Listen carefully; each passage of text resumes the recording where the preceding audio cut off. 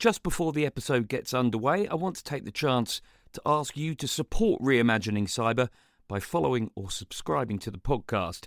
Also, if you can, why not leave us a rating and a review? It really helps other cybersecurity-minded folk find us.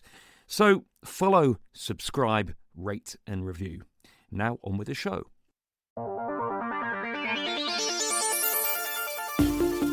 Hello, I'm Rob Aragao, and in this episode of Reimagining Cyber, we're joined by Eric O'Neill, former FBI undercover operative and cybersecurity strategist. Eric appeared on the show about a year ago, where amongst other things, he told us about how he helped take down Robert Hanssen, the most damaging spy in FBI history. Now he has written a new book called Spies, Lies, and Cybercrime, which reveals how the tradecraft of espionage has evolved into today's digital battlefield. We're going to unpack his new model that reframes spy tactics for the cyber era. We'll also explore how AI is supercharging impersonation scams, why the coming quantum horizon might be the next great test of digital trust, and how all of this relates to the life of a CISO. Eric, it's great to have you back with us for another episode of Reimagining Cyber. You know, you've had this new book out there. I would love to have you just do a quick little top-level summary on what the book's all about as we get into our conversation today. Rob, it's great to be back on the podcast. And you're talking to an author, and there's nothing we love more than talking about our new books. Spies, Lies, and Cybercrime is, in one sense, a thrilling true crime series of stories about how cybercrime operates and what you can do to protect yourself. But it is also reads like a field operator's manual for someone who went to the FBI Academy and wants to stop crime.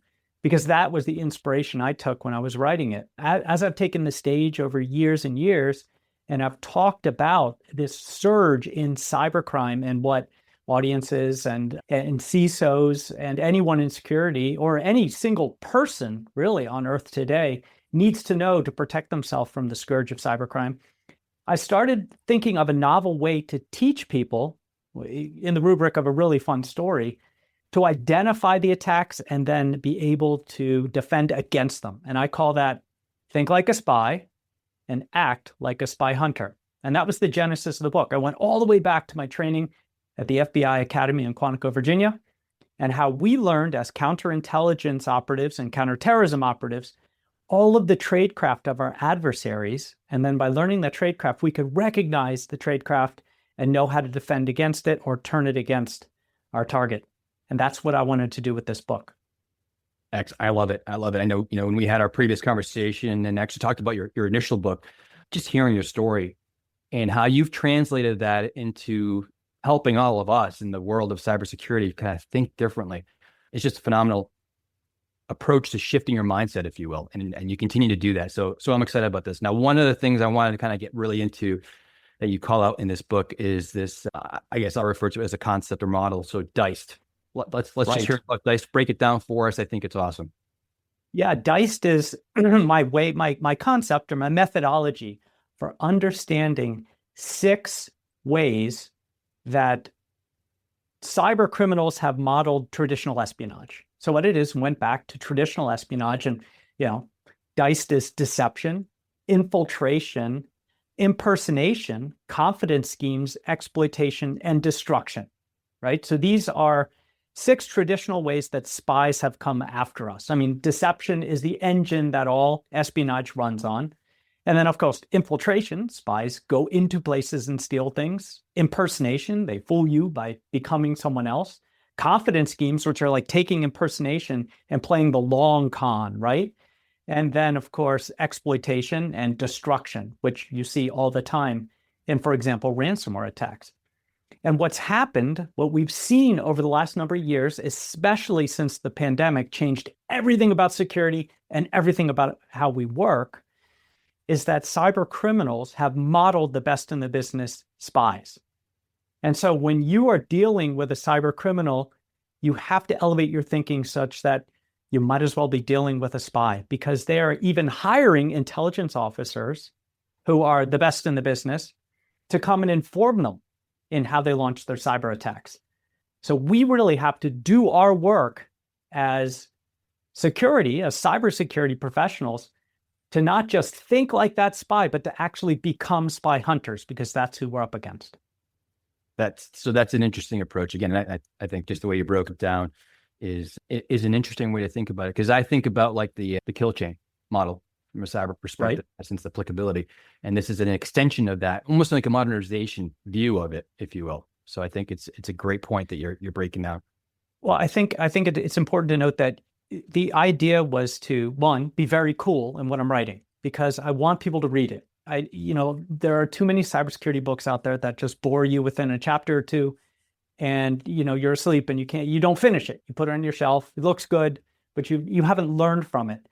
Each of my chapters, so deception, impersonation, infiltration, have a lot of stories that are true life stories, what I call it true crime, of attacks and how it worked. So you can recognize the attack. And there are even little bullet points at the end of each chapter, which are written for cyber attackers to put you in that mindset. Because my idea is that if we want to defend against this, we have to be able to recognize it. And we're not going to recognize it unless it has been institutionalized in us through storytelling, which is the number one way that we as humans retain and remember information. Yeah, couldn't agree more. Storytelling is critically important. And it is kind of the concept that we've talked about in cyber for a little while, but it's that think like the bad guy approach as you're discussing this. So it's exactly. Yep. Now let's break down a little bit of this. Take an example around, modern impersonation, confidence schemes, kind of maybe just explore that for a little bit for the audience. Certainly. So let's take one of the scourges of security everywhere. Every CISO is worried about this: business email compromise. Right? That's a very basic form of an impersonation scheme. In your most basic business email compromise, you have an employee, usually someone in finance or someone with access to money, who receives an email from the CFO, right? Or sometimes the CEO, someone in the executive team. And the email will put a lot of pressure, and these attacks always create pressure situations on the employees so that they don't think, so that they react instead of taking a moment, pausing, and thinking like a spy, acting like a spy hunter, right? So in a BEC email, it might say, we've got this new partner. We need to immediately start funding the partner or we're going to lose this. By the way, this is very confidential. It's not being well known in the company yet. I'm entrusting this with you. Send this wire right now to this account. We're doing a good job of training that away, right? Although that is still a somewhere around $49 billion crime a year. So it's, for organizations all over the country, all over the United States. That's just an impersonation, quick impersonation. Bad guy is pretending through a vehicle like an email to be the CFO. That's an impersonation attack. And there are many, many different kinds that I talk about in the book. But we can take it to the next level, right? A confidence scheme takes that impersonation attack and extends it over time. Just like the old cons of old, where someone would befriend you and then say that they're a little bit destitute. They just need some money to float, right? Today, these confidence schemes, once again, using internet and computer systems, might include, for example, AI, right? And so take that same business email compromise and extend that to a confidence scheme. And this happened to one of the largest, if not the largest architecture firm on earth, where a financial manager sitting in Hong Kong receives an email. And it's like, stop me if you know where this one's going, right? But the email doesn't say send a wire. The email just says, join me on a virtual conferencing call, like Zoom or Teams, right? And the finance manager sees, okay, it's the CFO who's in the UK. This is a branch office of this multinational corporation, and straightens his tie and gets ready and jumps on a Zoom call. And there's the CFO and two people he recognizes from finance and two people he doesn't recognize from finance, right? Two people he doesn't recognize at all. The CFO says in his little Zoom box, in video, everybody please introduce themselves. And everyone does. And then it gets to him and he introduces himself. And of course, he learns that the two people he doesn't know are partners in this brand new architectural project that need to be funded. And once again, it's confidential, but he's heard the CFO tell him that in a video, right? It's not an email, it's the actual person. And then over the next 2 weeks, he sends 15 separate wires to 5 different Hong Kong bank accounts at email direction from the CFO for the tune of $25 million. That's a confidence scheme. It's taking that initial impersonation and extending it with additional scams like the video conference, the additional emails. It's over time. And it's much more nefarious in how it can deceive a person into doing something that they know they shouldn't. And at the end of the day, he might have continued, except for that tickle in his stomach became like an ulcer. And he called over to the UK, to the CFO's office, and said, "Do you still want me to send these wires?" And, they didn't even know who he was or, anything about the wires. The whole thing was a scam by a cybercrime group.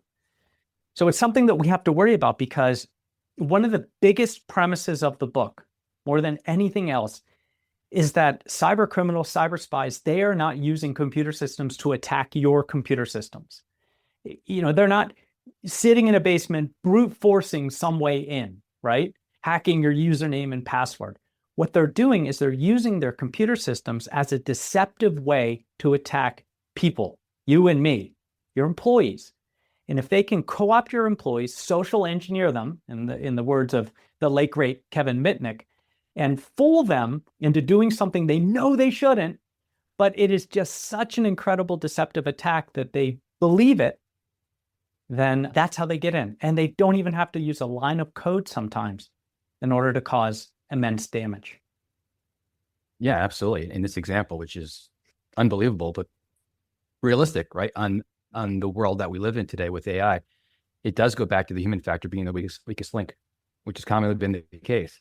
But just the fact of kind of that scenario you just walked through, and the perspective that individual there sits there with authority above them, thinking that this is the thing that I need to be doing because they told me to do that. And at some point in time realizes, something doesn't seem quite right. Let me just confirm we should still be doing this.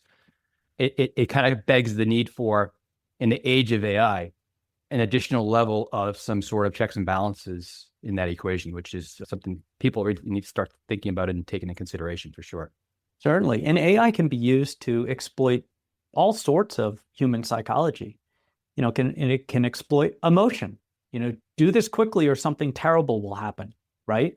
Or it can appeal to our sense of believing that something, that we want to happen is true. And that's how we see so many different romance fraud and financial fraud attacks on individuals who just want to believe that someone that they just met online really loves them, or wants to believe that that new investment scheme really is returning 300% in a week.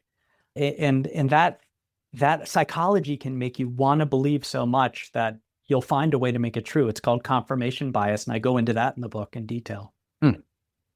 Yeah, interesting. Quantum, the big topic now, right? So yeah, AI will continue to be a big topic, but quantum, we've been talking about it for a little while, but it's really here. Right? We're at the point we have to be figuring this stuff out. There's threats associated to, quantum, of course, but maybe kind of break it down. What are you seeing, and do so in a way where you're getting, again, kind of that mindset of the CISO, giving consideration about the things they need to be considering around quantum. Well, there are a number of big threats around quantum. I mean, it will revolutionize computing the same way that AI has revolutionized so much, and the same way that the internet revolutionized how we share and exchange data and communicate. Quantum takes everything to the next level, and it's currently theoretical, moving toward reality. And I don't know that we can truly gauge how it will change us as a society, and especially how we communicate. And now let's talk a little bit about the threats, right? Quantum computers are so fast and can crunch numbers to such an extreme level that they will immediately destroy all known encryption. Other than quantum encryption, which is also theoretical, and there's this arms race now to develop that, just as there's this arms race between the West and China and Russia to develop the first quantum computer at scale that is actually usable and can do these complex operations as fast as we dream that it can. And so there are a couple of problems for CISOs. One, the second a quantum computer comes online and they become more common, right? They can be built. They don't require, a whole building of servers. And cyber criminals get their hands on them. then encryption, like I said, will be useless unless you have quantum encryption, which will come around, but it will have to be adopted. Eventually, we will all have to adopt quantum encryption, which means you're going to have to change a good portion of your cybersecurity and ensure that you're up to the new encryption standards. And we all know how difficult and trying it can be to begin changing a core component of cybersecurity like encryption, right? It's like adding new backup or going to the cloud when you're on-prem, or vice versa, which some companies are doing for other reasons. Just to give you an idea of how painful this could be for CISOs, I put quantum computing in my chapters in destruction. And one of the reasons is it will become the single greatest point for espionage in history. For years, some of our opponents, other countries who are not friendly to the United States and UK and the West in general, have done what's called harvest now, decrypt later. And harvest now, decrypt later means that they will breach a company and steal terabytes of data that is encrypted with, say, an RSA level encryption or our current top levels of encryptions, and they can't see the data. It's completely useless to them. But they store it, and they just hold on to it. They harvest it until a quantum computer comes online, and then they can use it to crack all that encryption and open all that up and take a good hard look at it, right? That's a little scary because, China, Russia, others have attacked government, they've attacked businesses, they've attacked, everyone on the whole scale of companies that have some say in our critical infrastructure or an economy. And that can be very dangerous in the hands of an opponent. The other thing that might be interesting to a lot of people is there's a quantum threat to blockchain. And blockchain is the engine that runs a lot of our backup security, right? And it's how we verify that a backup can be trusted once we look at it again. One of the things that attackers, especially in ransomware, want to do is go to your backup and corrupt that as well. So when you restore from backup, thinking you're at a safe restore point, it's not. and you just reload the ransomware. But blockchain allows us to say that backup is the backup we remember it being, and it hasn't been changed. Well, quantum computers can break that cryptographic backbone that secures blockchain. So for backups, but also for wallets, right? For our cryptocurrency, it can allow, Bitcoin miners who have a quantum computer to mine really fast and actually develop their own Bitcoin, for example, or other cryptocurrency, which would throw the whole thing, throw the whole apple cart of cryptocurrency over. And it could also allow them to attack a cryptocurrency when it's moving in transit using this massive ability to decrypt and steal people's cryptocurrency. And we know that North Korea is just licking their chops at that because they're like robber barons who constantly are stealing cryptocurrency. So quantum computing is going to change a lot. And what CISOs, get back to your original question, really have to know is we have to be prepared for it. We'd be ready for it. Right now, we're relying on a lot of companies that are building this next level encryption standard. But it is going to be something that once this all comes online, it's going to be such a game changer we're going to have to all invest in. Oh, for sure. And we're having many conversations, getting much more in depth now on that topic. And so it's definitely coming on us very quickly. Eric, you shared so many great aspects of the book. What are some kind of practical takeaways you would share from a CISO audience to go out there and get the book and delve into it? Certainly. So my first half of the book is D.I.C.E.D, and it's all about how you can think like a spy. But the second half, once again, still in storytelling, but a little bit more prescriptive, is called P.A.I.D.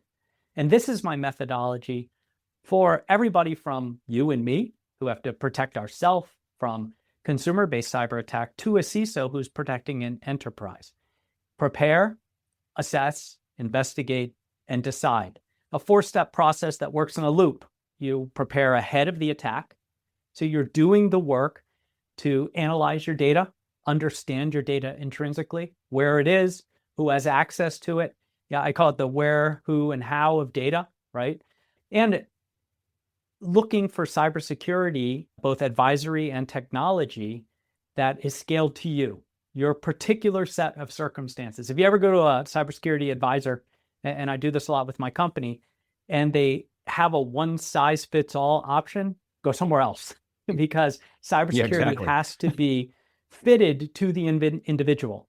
It's critical what industry you're in, your scale, your size. It can't break your bank account, but at the same time, it has to protect you. So a good advisor will look at the threat. And that's what you might be doing as a CISO as well. So you're preparing ahead of the pressure situation. You don't want to wait until you're in the middle of a ransomware attack, as so many companies do, to be trying to figure out how to, use effective cybersecurity that allows you to find the attacker when he's already in your system. I tell a story in the book about a company that I was advising that was attacked by a Russian cybercrime group who felt that it was their patriotic duty to attack the company because they were a humanitarian charity who was doing work in Ukraine. And so they attacked the company with a network tool that then launched an impersonation attack where they were able to co-opt the username and password of a systems administrator in a very clever way. You read the book, I don't want to give too much away. And then use that username and password, what I call a virtual trusted insider, to start compromising systems and get on VPNs to other global offices until they brought it all down with ransomware. And at that point, the company had to, while they're in the middle of the fire and they can't operate, they had to figure out what they do because they didn't have the cybersecurity that would allow them to even find the attacker, much less discover when the attacker landed so they could restore from a backup that wasn't corrupted. And so, the CISO called me and we made this decision, shut it all down, everything, stop the pain. And so for over 2 weeks, no one in that company could work. It was like a 2-week vacation. That's what we did. And then, brought in a cybersecurity remediation company and installed endpoint sensors on every single device, and then found out the exact point that the attacker landed. And then it's a great story that carries you through the book from start to finish about how we were able to figure out where that attacker was and kick him out. And that attacker actually called me on the phone because he was able to get my personal phone number through the executive derived phone list. That's how deep he was into their systems. And we had a nice chat. At the end of the day, I got to tell him to pound sand. But that's why preparation is so key. It doesn't end there. You have to prepare, assess. You always are assessing. Your cybersecurity changes every time you bring in a new vendor who has access to your data, every time there's a new partner. When you bring a new key individual in, you could have a traditional trusted insider, someone who's a disgruntled employee that has access to significant data. You should do a background on them. So you're always assessing, you never stop. And you always want to take another hard look at your cybersecurity with a good advisor at least every 6 months, just to catch the things you might have missed and make sure that you don't have these wide open holes. And then investigate. And this is where the spy hunter nature of the book comes in. This is why everybody I say that reads my book is a spy hunter. Because when your assessment says there's a problem, you have to have the ability to investigate, find the attacker quickly, and neutralize them before they do huge damage. And if your plan is working, that's what you can do. Because today, it's not about keeping the attacker out. It's about catching them real fast when they land, because they will find a way in. You have some employee somewhere there who is just ready to fall in love with someone on the internet, and they're going to let that person in. And then finally, decide. You just have to decide to act, to take steps, to read the book, to practice the good information in there, and to protect your organization from that next huge cyber attack that is already targeting you. Yeah, absolutely. I mean, and a lot of this does some really nice alignment to things like we talked about in some other episodes around the preparation aspect as an example. Tabletop exercises. What happens in these given situations? What decisions can individuals in our organization actually make faster now because they went through this exercise? And what changes do they need to make to put new control mechanisms in place to hopefully prevent that from actually happening? So great guidance. Excited about the new book. Getting this audience that's listening to our podcast to go out there and read it. I think you've shared some great tidbits of ways for them to want to get out there and have it on their bookshelf with them to go through. But listen, it's always great having you on. Always something new. Keep going, keep writing, because it's awesome. And the way you tell stories is like no other. So we really appreciate you being here with us again. Thanks so much. Thank you, Rob. It's great to be here. I love the podcast. And, if people want to read the book, it's where all books are sold. But if you liked my voice, you can get the Audible version. Your audio. I do the narration for that as well. Excellent. Thanks again, Eric. Until next time, take care. Thanks, Rob.